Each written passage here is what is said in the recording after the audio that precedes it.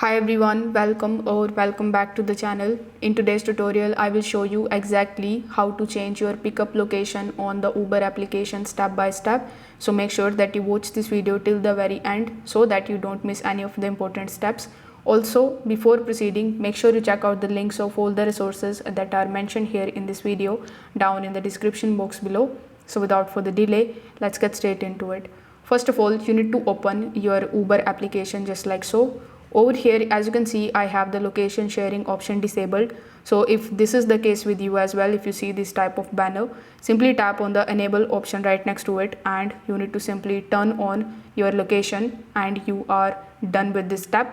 Next, you need to tap on the where to option and provide your drop off location as usual. So here, after selecting it, Uber will then show you the auto detected your current location as the pickup point. So if it is incorrect or if you want to pick up somewhere else, here is how you can change it.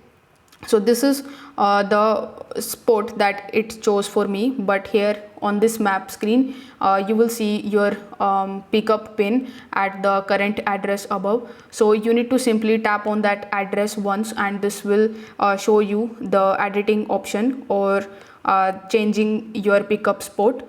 And here you can basically edit it manually, or you can even use this map in order to select the spot, and you can select pickup here.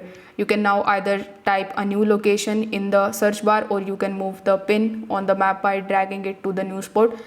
Choose a nearby location like the building entrance or another landmark if the GPS is off. So once your new pickup spot is selected, simply tap on the confirm pickup option, then review the fare and request your ride as usual. So the driver will now come to the updated pickup point. No confusion, no delays. And that's how you can change your pickup location on the Uber application. If this video helped you out, drop a like, subscribe for more tips. Thanks for watching.